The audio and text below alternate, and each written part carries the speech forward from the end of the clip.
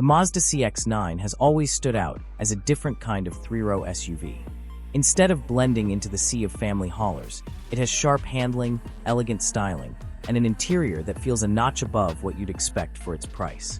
For families who don't want to give up driving enjoyment just because they need extra seats, the CX-9 has long been a tempting choice.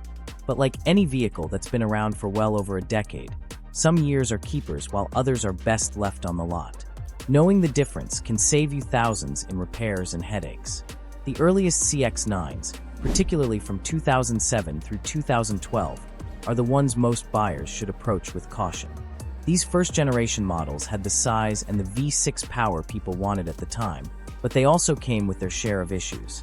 Transmission failures, electrical faults, and a pile of recalls, including the massive Takata airbag recall, hit these early models hard.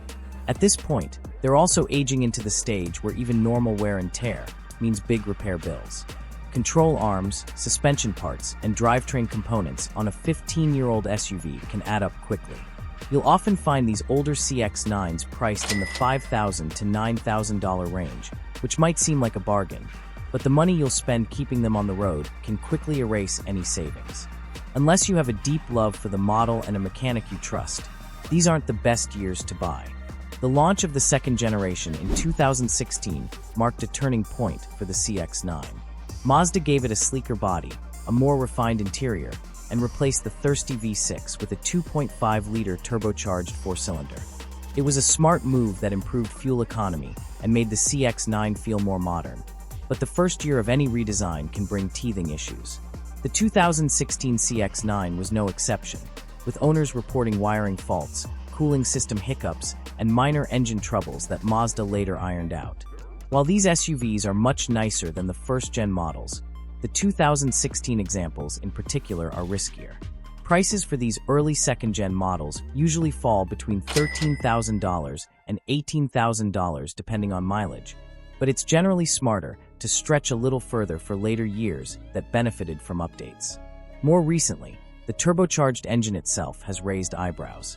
Reports of cracked cylinder heads and coolant leaks have led to some costly repairs, and in certain regions, even class action lawsuits. While not every CX-9 suffers from these problems, it's a reminder that careful shopping is essential. A pre-purchase inspection and a close look at the service history are critical. If a recent CX-9 you're eyeing has had major engine or cooling system work, or if the seller can show paperwork proving recall fixes were completed, that's a much safer bet than one with gaps in its records.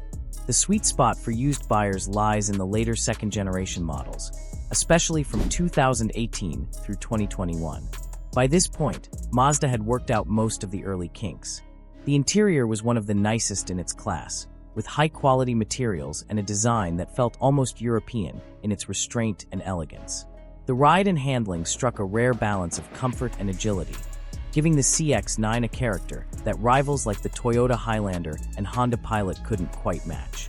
Reviewers and owners alike praised the 2019 and 2020 models for offering luxury-like refinement at mainstream prices, with excellent safety ratings and a reputation for being more reliable than earlier examples.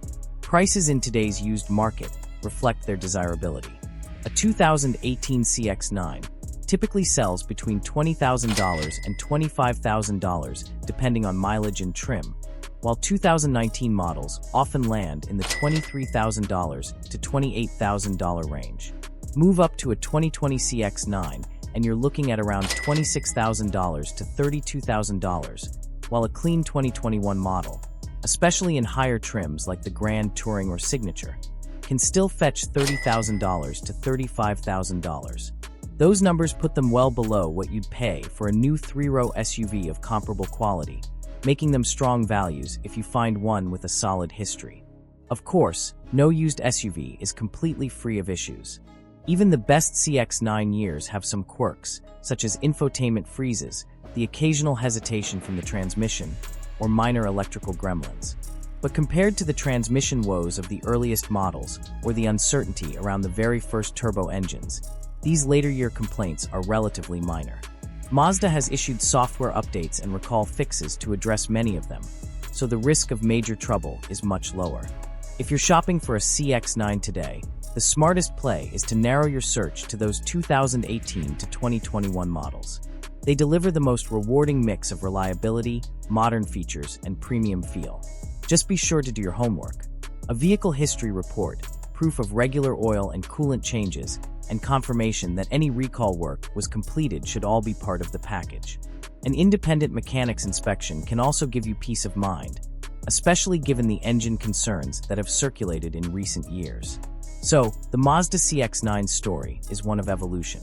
The first generation offered space but struggled with durability. The 2016 redesign brought style and modernity, but stumbled in its opening year. And the late-decade models polished the formula into something special. Be the smart buyer.